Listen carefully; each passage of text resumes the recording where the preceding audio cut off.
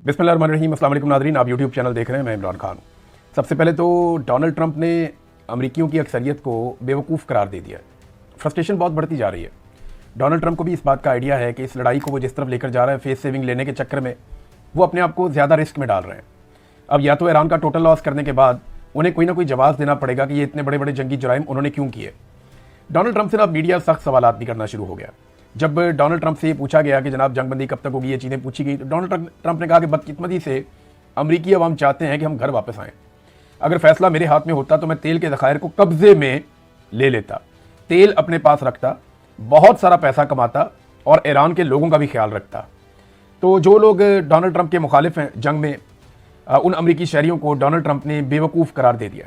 अभी एक दिन पहले जो CNN का सर्वे था वो ये बता रहा था कि 68% अमरीकी जो हैं वो ख़िलाफ़ हैं और अमरीकियों की अक्सरियत जो है वो जंग की जो पॉलिसी है डोनाल्ड ट्रंप की उसके ख़िलाफ़ है। तो अक्सरियत अमरीकियों की उसको डोनाल्ड ट्रंप बेवकूफ़ करार दे रहा है और तेल पे कब्जे का उसका ख्वाब है। जैसे वेनेज़ुएला के तेल पर कब्ज़ा, इराक़ के तेल पर कब्ज़ा, मिडल ईस्ट के तेल पर कब्ज़ा, लीबिया के तेल पे अपनी कंपनियों का कब्ज़ा और फिर बिलाखिर ईरान तक ये पहुँच गए। अब एक और स्टेटमेंट में जब उनसे पूछा गया हमलों के हवाले से, तो डोनाल्ड ट्रंप ने कहा जी उन्होंने ईरानियों को जानवरों से तशबीह दी कि इंफ्रास्ट्रक्चर वो तबाह करेंगे। और यानी अजीबोगरीब किस्म के स्टेटमेंट डोनाल्ड ट्रंप दे रहे हैं। जब सवाल किया गया तो उन्होंने कहा ये जानवर हैं ईरानी, एनिमल्स करार दिया और ये जवाब बनाया कि जी वहाँ पे क्योंकि बहुत ज़्यादा एहतजाजी मुजाहरों को कुचला गया है तो वो तो पाकिस्तान में भी किया गया, वो तो बाकी जगहों पे भी किया जाता है। लेकिन क्योंकि इस वक्त ईरान के ऊपर हमला मकसूद था तो ईरानियों को जो है वो जानवर करार दे दिया। और फिर जब डोनाल्ड ट्रंप से ये सवाल किया गया जनाब लोग आपको पागल कह रहे हैं और आपको ज़हनी मरीज़ कहते हैं, तो इस पर डोनाल्ड ट्रंप ने कहा जी मुझे कोई फ़र्क नहीं पड़ता। फिर सबसे ज़्यादा तनकीद डोनाल्ड ट्रंप पे इस बात पे हो रही है कि डोनाल्ड ट्रंप ने गालियाँ दी हैं और जब उससे पूछा गया कि आपने गालियाँ दी, उसने कहा जी बिल्कुल मैंने दी हैं। ये लोग आपको ज़हनी मरीज़ कहते हैं, कहते जी मुझे इससे कोई फ़र्क नहीं पड़ता। ये जिस आदमी की हालत हो जाए वो मामले को कहाँ तक ले जाएगा इसका आप अंदाज़ा लगा सकते हैं। फिर इसमें एक और चीज़ है, डोनाल्ड ट्रंप ने कहा कि मंगल फाइनल है। यानी डोनाल्ड ट्रंप से पूछा गया ना कि आप बार बार टाइम बढ़ा देते हैं, पहले आपने कहा जी कि 2 दिन, फिर कहा 5 दिन, फिर कहा 10 दिन, तो एक और नई डेडलाइन आएगी। तो इस पर डोनाल्ड ट्रंप ने कहा ये डेडलाइन कोई नहीं है, अब मंगल फाइनल है। पाकिस्तान ने जो तजावीज़ दी, रॉयटर्स के मुताबिक पाकिस्तान के आर्मी चीफ ने ये कार्रवाई की, उन्होंने रब्ता किया ईरान से भी, अमेरिका से भी, और तजावीज़ बनाकर दोनों ममालिक के साथ शेयर की कि ये वो एक बीच का रास्ता है जिससे जनाब आप लोग मुज़ाकरात करके इससे निकल सकते हैं लड़ाई से, क्योंकि पाकिस्तान को सूट करता है कि जंगबंदी हो जाए। आसिम मुनीर ने कोशिश की, हालांकि ये पाकिस्तानी हुकूमत को करना चाहिए था, आसिम मुनीर साहब का ये मैंडेट नहीं है, लेकिन जो कोशिश की उसमें ईरान के सामने जो चीज़ें पाकिस्तान ने रखी उसमें एक तो ये फौरी तौर पर जंगबंदी होगी, आबनाए हुर्मत फौरी तौर पर खुल जाएगी और 15 से 20 दिन के अंदर मुस्तकिल जंगबंदी के उसूल तय पा जाएंगे और इतने अरसे में ईरान आइंदा कभी भी एटमी पावर नहीं बनेगा, ये भी तय कर लेते हैं। और उसके साथ ईरान पे से कुछ पाबंदियां भी उठा ली जाएंगी और ईरान जो है उसको कुछ सहूलियात भी फराहम की जाएगी, जैसा कि उसके कुछ एसेट्स हैं या उसके कुछ फ्रीज हुए हैं असासे, वो सारे उसको वो मिल जाएंगे जो कुछ भी उसका जब्त किया हुआ है। ये ईरान को पाकिस्तान ने कहा, लेकिन पाकिस्तान क्या इसकी गारंटी दे सकता है? तो जवाब है कि नहीं दे सकता। मैं आपको एक मिसाल देता हूँ, 2 मिसालें हमारे सामने हैं, एक हमास की और एक अफगानिस्तान की। इन दोनों ने अमेरिका के साथ मिलकर डील की थी। जब हमास ने अमेरिका के साथ मिलकर डील की थी उस वक्त जो सालिस थे वो तुर्की और मिस्र थे, उन्होंने गारंटी दी थी कि ऐसा कुछ नहीं होगा, आप जंगबंदी करें। तो हमास ने अमेरिका के साथ, इसराइल के साथ जंगबंदी कर दी, वो जंगबंदी होगी। हमास ने अपने तमाम वादे पूरे किए, लेकिन दूसरी जानिब से लगभग 800 के करीब फ़लस्तीनियों को शहीद किया गया।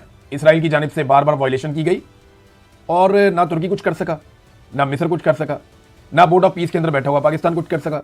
2000 के करीब जो फ़लस्तीनी उनको जख्मी कर दिया गया और इसराइल को कोई नहीं रोक सका और अमेरिका ने कुछ भी नहीं किया। जंगबंदी हालांकि वो हुई थी। हाँ, एक वाकया जो है वो तालिबान के साथ जंगबंदी का था अमेरिका का। वहां पे तालिबान ने अपनी ना सिर्फ तमाम शराइत मनवाई, बल्कि तालिबान ने फोर्सफुली ऐसी जंगबंदी की कि दोबारा जंग अमेरिका के साथ तालिबान की हुई नहीं। लेकिन उसके लिए तालिबान को लंबे अरसे तक जंग जारी रखनी पड़ी। कतर के अंदर वो मुज़ाकरात हुए थे, पाकिस्तान ने एक दौर के अंदर कोई सहूलतकारी भी की थी और उसके बाद जो है वो अमेरिका और तालिबान डायरेक्ट हो गए, ये बैठते थे कतर के अंदर मुज़ाकरात करते थे। तो ईरान के सामने दोनों मिसालें। इसी बुनियाद पे ईरान ने जो आर्जी जंगबंदी है उसे मुस्तरद कर दिया। ईरान ने कहा जी कि आर्जी जंगबंदी नहीं चाहिए, हमें मुस्तकिल जंगबंदी चाहिए और इस बात की गारंटी भी चाहिए कि आइंदा हमारे ऊपर हमला नहीं किया जाएगा। अब ये गारंटी कौन दे सकता है? पाकिस्तान तो नहीं दे सकता। और अगर ईरान को कुछ ममालिक ये गारंटी दे सकते हैं तो उन ममालिक को बीच में आना पड़ेगा, जैसा कि यूरोपीय यूनियन है, अक़वाम मुत्तहिदा है, रूस है, चाइना है, बाकी ममालिक हैं, अरब ममालिक हैं, कम से कम अरब ममालिक ये तो गारंटी देंगे कि आइंदा उनकी सरजमीन से ईरान के ऊपर कोई भी चीज फायर नहीं होगी, ये गारंटी देनी पड़ेगी। और अगर होगी तो ईरान उसकी क्या कीमत चुकाएगा, ये गारंटी भी देनी पड़ेगी। देखिए, अरब ममालिक के अंदर जो अमरीकी अड्डे हैं वो ईरान के खिलाफ हैं, इसराइल के खिलाफ नहीं है। पूरी दुनिया में एक भी अमरीकी अड्डा इसराइल के खिलाफ नहीं है, बल्कि अरब ममालिक में जितने भी अमरीकी अड्डे हैं, अरबों का किससे लड़ाई है? पाकिस्तान के साथ नहीं है, इंडिया के साथ नहीं है, अरबों की यूरोप के साथ लड़ाई नहीं है, बड़े शानदार ताल्लुकात हैं। मगरबी ममालिक हो या अफ्रीका हो, कहीं पे भी अरबों की लड़ाई तो है ही नहीं, ना अरब आपस में लड़ते हैं। तो इनकी लड़ाई सिर्फ और सिर्फ ईरान के साथ है, और इसी बुनियाद पे यहाँ पे अड्डे मौजूद थे, ये हमें सबको मानना चाहिए। तो ये गारंटी देनी पड़ेगी आइंदा इन अड्डों से कोई भी मिसाइल या कोई भी हथियार इस्तेमाल नहीं होगा, एक सिंगल बुलेट भी फायर नहीं होगी ईरान पे। अब ये गारंटी क्या पाकिस्तान दे सकता है? तो जवाब सादा सा है कि पाकिस्तान की ये पसली नहीं है कि पाकिस्तान इस नौयत की गारंटी दे। हाँ, कतर के जो वजीर आजम हैं उन्होंने एक स्टेटमेंट दिया, लेकिन उससे पहले इराक, तुर्की और पाकिस्तान की क़यादत का बार बार ईरान शुक्रिया जरूर अदा करता है, और शुक्रिया अदा कर करके इन तीनों मुल्कों को बांधा हुआ है। क्योंकि एक तरफ तुर्की है, उसके ऊपर बड़ा दबाव है कि वो अमेरिका को सपोर्ट करे ईरान को मारने के लिए, एक तरफ पाकिस्तान है, इस पर बड़ा दबाव है कि ये ईरान को मारने के लिए सपोर्ट करे। अमेरिका का बराह रास्त भी है और अरब ममालिक के जरिए से भी कुछ ना कुछ दबाव रहता है। तो इराक, वहाँ पे वैसे ही आपको पता है खाना जंगी ऐसी सूरत है, बड़े लंबे अरसे से अमेरिकन सिर्फ वहाँ से तेल निकाल रहे थे। तो ईरानी क़यादत क्या करती है? अभी तर्जुमान ने दोबारा स्टेटमेंट दिया, वो बार बार पाकिस्तान का, तुर्की का और इसका शुक्रिया अदा करते हैं इराक का, ताकि इनकी क़यादत बंदी रहे। और उन्होंने शुक्रिया अदा किया, जी हम ईरानी कौम के दिफा की हमायत करने पर तीनों ममालिक की कौमों के शुक्रगुजार हैं। ये तर्जुमान ईरानी वज़ारत ख़ारजा ने कहा। तो वो इनका इतना शुक्रिया अदा करते हैं ताकि ये जंग से बाहर ही रहे कि जनाब आप तो बड़े अच्छे हैं, आप तो हमें भी अच्छा समझते हैं, आप हमारे खिलाफ किसी लड़ाई का हिस्सा भी नहीं बन रहे, बल्कि आपकी आवाम हमें सपोर्ट कर रही है, हम आपकी आवाम का शुक्रिया अदा करते हैं। ये ईरान की बड़ी ज़बरदस्त हिकमत अमली है और वो इस हिकमत अमली को लगातार लेकर चल रहा है। अच्छा, तो तारीखी खौफनाक ऑपरेशन हुआ ईरान के अंदर अमेरिका की जानिब से, उसकी तफसीलात सामने आना शुरू हो गई हैं। रॉयटर्स ने उसके बारे में लिखा, वॉल स्ट्रीट जर्नल ने उसके बारे में लिखा, कुछ और अमेरिकी अखबारात उसके बारे में लिख रहे हैं। ईरान कुछ और कह रहा है, अमेरिका कुछ और कह रहा है। हकीकत क्या है वो वक्त आने पर चीज़ें खुलती हैं, लेकिन जितना बड़ा और खौफनाक ये ऑपरेशन था, ये एक पायलट के लिए हो नहीं सकता। अब 2-3 पॉसिबिलिटीज़ हैं जिसके ऊपर माहिरीन बात कर रहे हैं। नंबर 1 ये है कि पायलट को रेस्क्यू करने वाला ऑपरेशन तो बड़ा महदूद था, लेकिन ऑपरेशन के लिए जो लोग गए थे वो भी फंस गए और उनके तैयारे भी गिर गए। लिहाजा अब इतनी बड़ी तादाद में अमेरिकन वहां पे ईरानी सरजमीन पे मौजूद थे कि उन सबको निकालने के लिए एक बहुत बड़ा ऑपरेशन करना पड़ गया, और अब अमेरिका का दावा है कि वो सारे निकाल लिए गए। पहली तो कहानी ये है। दूसरा ये है कि ये पायलट को रेस्क्यू करने वाला ऑपरेशन नहीं था, ये उससे काफी दूर इलाका है जहां पे ऑपरेशन किसी और नौयत का था। कुछ माहिरीन का मानना है, या ईरान के कुछ लोग ये दावा कर रहे हैं कि कुछ यूरेनियम लेने के लिए अमेरिकन ने एक ऑपरेशन किया है कि उनका निशाना यूरेनियम है, वो उसको उठाकर वहां से ले जाएं और जाकर कहें ये वॉर ट्रॉफी है, ट्रंप के सामने रख दें और ट्रंप कहे जनाब कि हम यूरेनियम ले आए उठाकर, लिहाजा हमारी जीत हो गई है। ये भी एक रीजन हो सकता है। और तीसरा, अमेरिकन कोई ऐसी कार्रवाई डालने वहां पे गए थे ईरान में जिसके बारे में शायद अभी किसी को पता नहीं है। कुछ भी हो सकता है ना, लेकिन आप जरा फिगर सुनेंगे तो आपको आइडिया हो जाएगा। छोटी मोटी कार्रवाई नहीं हुई है, बहुत बड़ा ऑपरेशन हुआ, पूरी जंग हुई है। एक 100 स्पेशल फोर्सेज के एहलकार हैं, जो 100 के करीब कमांडोज हैं अमेरिकन, जो वहां पे गए थे। दर्जनों जंगी जहाज और हेलीकॉप्टर भी वहां पे गए थे। CIA ने अपनी खुफिया मालूमात फराहम की, मुसाद ने अपनी खुफिया मालूमात फराहम की, और गुमराह कुन मालूमात वहां पे फैलाई भी गई। B-1 बम्बार तैयारों ने 2000 पाउंड वजनी 100 सैटेलाइट गाइडेड बम भी गिराए। अब ये बम क्यों गिराने पड़े? तो इसके लिए हमने सैटेलाइट फुटेज देखी, तो उसमें पता चलता है कि ईरान में जिस एरिया में ये सारी बमबारी हुई है, उसके आसपास जो मेन सड़कें और पुल हैं उनको तबाह कर दिया गया था, ताकि इस एरिया में ईरानी सप्लाई ना पहुंच सके, ईरानी फोर्सेज यहां पे जमीनी रास्ते से ना आ सके। इसलिए इस रास्ते पे आने वाली सड़कों के अंदर बहुत बड़े बड़े गड़े डाल दिए गए, इतने बड़े बम फेंक कर। यानी ये बहुत कई मीटर बड़े और चौड़े जो हैं वो ये गड़े पड़ गए हैं सड़कों पे, और ये इसमें इस्तेमाल किया गया B-1 बम्बार। ये आपको पता है कि ये कंक्रीट के बंकर्स को भी तबाह कर देता है। 2000 पाउंड इसका वजन है, तो ये इसको भी इस्तेमाल किया गया। ये 100 सैटेलाइट गाइडेड बम गिराए गए हैं। MQ-9 रिपर्स ड्रोन जो हैं ये भी इस्तेमाल किए गए, इनसे बमबारी की गई और उन लोगों को रोकने की कोशिश की गई जो उस स्पेसिफिक एरिया की तरफ आना चाह रहे थे।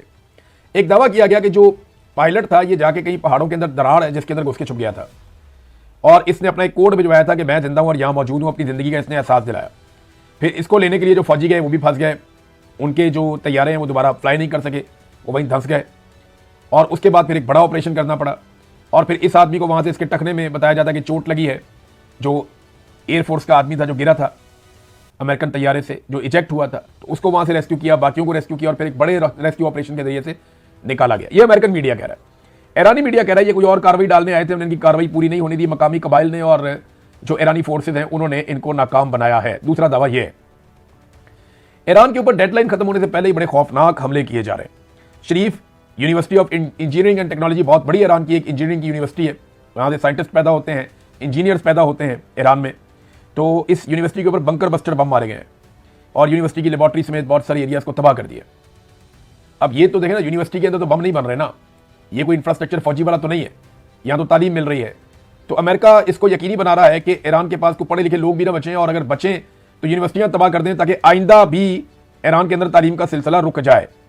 तो ये जनाब बम मारे गए हैं यूनिवर्सिटियों के ऊपर, कई यूनिवर्सिटियां तबाह की गई हैं, अस्पताल तबाह किए गए हैं, बहुत सारे पुल तबाह किए गए हैं।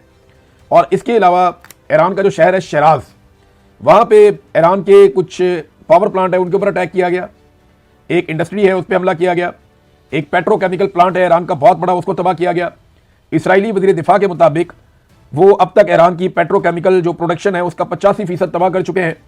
और ये जो अभी एक बड़ा प्लांट पेट्रोकेमिकल का तबाह किया गया है, इसके बारे में इसराइल ने दावा किया कि ये ईरान का 50% प्रोडक्शन करता है, और इससे पहले जो तबाह किया गया इसको मिला के लगभग 85% ईरान की जो पेट्रोकेमिकल की सहूलियात है उन्हें तबाह कर दिया गया ईरान में। दूसरी तरफ ईरान ने भी डेजर्ट के अंदर इसराइली केमिकल प्लांट को निशाना बनाया और उसकी वीडियो भी आई कि वो भी तबाह हो गया। तो एक दूसरे के ऊपर भरपूर किस्म के अटैक किए जा रहे हैं ईरान की जानिब से और इसराइल की जानिब से, और अभी जो डेडलाइन है जो अमेरिका ने दी हुई है वो पूरी नहीं हुई। ईरानी जो सोर्सेज हैं वो ये दावा कर रहे हैं कि अगर अमेरिका मुकम्मल तौर पे हमारे पावर प्लांट्स को तबाह कर देता है, इसके बावजूद ईरान में बिजली मुकम्मल बंद नहीं हो सकेगी। वो कहते हैं जी हमारा सेंट्रलाइज सिस्टम नहीं है, हमारे अलग अलग सिस्टम काम करते हैं, हम मुतबादल निज़ाम को चलाकर कुछ ना कुछ करके आवाम को बिजली फराहम करते रहेंगे। इसका मतलब यह है कि ईरान के दिमाग में ये बात है कि ये प्लांट तबाह भी हो गए तो फिर क्या करना है, यानी वो इस लड़ाई को लड़ने पर तुले। और एक और चीज़ यह है कि दुनिया इसको एक ऐसी नज़र से देख रही है कि ज्यादती हो रही है। पहली मरतबा ऐसा हो रहा है कि अमेरिका ने देखा ना, पूरा इराक तबाह कर दिया, पूरा अफगानिस्तान तबाह कर दिया, पूरा लीबिया तबाह कर दिया, पूरा शाम तबाह कर दिया, किसी ने एक लफ्ज़ नहीं बोला, किसी ने नहीं पूछा कि इस लड़ाई में ये क्यों हो रहा है वो क्यों हो रहा है, नहीं, किसी ने नहीं पूछा। गजा मलबे का ढेर बन गया, किसी ने नहीं पूछा। लेकिन ईरान के अंदर जितने हमले हो रहे हैं, चाहे तालीमी इदारों पर, चाहे सेहत के मराकज़ के ऊपर, चाहे इंफ्रास्ट्रक्चर को तबाह किया जा रहा है, चाहे प्लांट्स को तबाह किया जा रहा है, पूरी दुनिया उसको एक ज्यादती के तौर पर ले रही है। तो ईरान कुछ ना कुछ करके दुनिया को यह बावर करवाने में कामयाब रहा है कि विक्टिम इस वक्त ईरान है, मजलूम इस वक्त ईरान है, और अमेरिका उसके साथ ज्यादती कर रहा है। ये वो दुनिया में रजिस्टर करने में कामयाब रहे हैं। बहुत सारे आलमी रहनुमा कहते हैं कि ईरान के साथ ये ज्यादती हो रही है। कतर के वज़ीर आज़म ने स्टेटमेंट जारी किया, उन्होंने कहा कि ईरान में इंफ्रास्ट्रक्चर की तबाही के खिलाफ उन्होंने वार्निंग जारी कर दी। उन्होंने कहा खास तौर पर जो पानी और खुराक से मुताल्लिक इंफ्रास्ट्रक्चर है ईरान में, उसको तबाह ना किया जाए, इसके बड़े खौफनाक नताइज निकलेंगे। एक और नाज़रीन खबर मैं आपको बताता हूँ, फ्रांस मैक्रोन ने बड़ी कार्रवाई डाल दी अमेरिका के साथ, इसीलिए शायद डोनाल्ड ट्रंप पिछले दिनों गालियां दे रहे थे।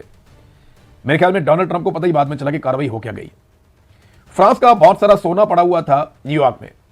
आपको पता है जो रियासतें होती हैं ना, उनका अपना सोना भी होता है, सोने के ज़खायर उनके अपने भी होते हैं जिसकी मलकियत उन रियासतों के पास होती है। तो फ्रांस का सोना बहुत बड़ी मिकदार में, मिकदार आपको बताऊंगा आप हैरान हो जाएंगे, 129 टन सोना था। ये एक टन में 1000 kg होता है, यानी 1,29,000 किलोग्राम, ये इतना सोना था। तो ये 129 टन सोना जो अमेरिका न्यूयॉर्क में था खबर के मुताबिक, उसे बड़े आराम से फ्रांस ने वहां फरोख्त किया और उसके बराबर का सोना खरीद लिया यूरोप में। और अब जो सारे का सारा सोना है फ्रांस का, वो पेरिस में है, यानी फ्रांस अपना सारा सोना इकट्ठा करके अपने पास ले गया पेरिस में। सोना एक ऐसे वक्त में बेचा अमेरिका में फ्रांस ने जिस वक्त अमेरिका की मार्केट के अंदर भूचाल आया हुआ था, शेयर्स गिर रहे थे। तो ऐसे मौका पर जो लोग मुख्तलिफ एसेट होल्ड करते हैं, अपने पास बहुत अमीर लोग होते हैं, वो कोशिश करते हैं उसको सोने में कन्वर्ट कर दें, क्योंकि सोना एक ऐसी धात है जिसकी आलमी मंडी के अंदर कीमत बरकरार रहती है, करेंसियां ऊपर नीचे होती रहती हैं। तो जब भी कभी जंग जैसी सूरत हो या कोई ऐसे माहौल बन जाए तो सोने की कीमत हमेशा ऊपर जाती है, या वो एक मजबूत करेंसी के तौर पर सोना मौजूद रहता है। लिहाजा उन्होंने सोना बेचा और सोना खरीदा उसके बराबर, और इसमें उन्होंने जो पैसा बनाया वो लगभग 15 अरब अमरीकी डॉलर हैं। 15 अरब अमरीकी डॉलर्स का मुनाफा भी बना लिया फ्रांस ने। ये अब एक खबर है, तो डोनाल्ड ट्रंप ने गालियां नहीं देनी तो और क्या करना है, मैक्रोन को बुरा भला नहीं कहना तो और क्या कहना है। अमरीकी फौजियों के हवाले से एक बड़ी अजीबोगरीब खबर आई है नाज़रीन, मैं आपके साथ शेयर करता हूं। पहले तो मुझे समझ नहीं आई कि ये ऐसा करने का मकसद क्या हो सकता है, लेकिन ये खबर बड़ी इंपॉर्टेंट है। खबर ये कहती है कि अमरीकी जो तैयारे तबाह हुए हैं ईरान में, उनमें से कुछ कागजात भी मिल गए। तो उसमें एक अमरीकी फिजाइया की मेजर है अमांडा एम रॉयटर। ये जो, अच्छा ये कोई खबर नहीं है कि इसका नाम क्या है या ये कौन है, एक मेजर है, अमरीकी मेजर। इसकी शनाख्त के कागजात मिले, इसका कार्ड शार्ड मिला कि ये मेजर है, इसका नाम यह मांडा है। लेकिन उसके साथ ही एक इसराइली B2 परमिट भी मिला है, यानी इसराइल के अंदर जब अमेरिकी जाते हैं तो उनको B2 परमिट जारी किया जाता है कि आपका वीज़ा है। अब समझने वाली बात यह है कि अमेरिकी फौजी लड़ने के लिए आ रहे हैं तो उनको इसराइल के वीज़े की क्या ज़रूरत है। अब मुझे ऐसा लगता है कि अमेरिकन अपने फौजियों को वीज़े देकर भी भेज रहे हैं ताकि अगर कल को कोई मिसिंग हो जाए या कोई मारा जाए तो वो ये कह सकते हैं कि ये तो इसका वीज़ा था, ये वीज़े के ऊपर ट्रैवल कर रहा था, ये किसी ऑपरेशन में नहीं मारा गया। मुझे जो समझ आई है वो इससे यही समझ आ रही है। बहरहाल ये ईरान की फ़ौज ने तबाह होने वाले अमेरिकी तैयारे के मलबे से जो दस्तावेज़ात हासिल की हैं उन पर यह है कि सियाहत के मुख्तसर मुद्दत के शहरी दौरों के जो वीज़े हैं वो जारी किए जा रहे हैं, ना कि फ़ौजी ऑपरेशंस के लिए इनको वहाँ पर ले जाया गया। अब इससे अमेरिका क्या निकालना चाहता है, ये एक रिकॉर्ड पे आ गई ये चीज़। जब कोई चीज़ निकलेगी आगे तो फिर हम इसको उसके साथ जोड़ के देख सकते हैं फ्यूचर में। इमरान खान साहब का नाज़रीन आज मुकदमा लगा हुआ है पाकिस्तान के अंदर। सबसे इंपॉर्टेंट खबर इमरान खान साहब की होती है, बाकी तो सारे लटरम पटरम है। तो उनका केस लगा हुआ है आज इस्लामाबाद हाई कोर्ट में। उम्मीद करते हैं आज इस्लामाबाद हाई कोर्ट ने इंसाफ दे देगी या उनकी रिहाई का कोई रास्ता बन जाएगा। उम्मीद ही करते हैं, वरना पाकिस्तान की अदालतों में ऐसा तो कुछ है नहीं, उनके अंदर तो दमखम ही नहीं है। ये जजेस तो एस्टेब्लिशमेंट के पुजारी हैं, एस्टेब्लिशमेंट इनको लेकर आई अपने जूतों में बिठा के, और अब ये जजेस बैठे हुए हैं और इंसाफ देने से कासिर हैं। किसी किस्म की पाकिस्तान में अदलिया बची नहीं है।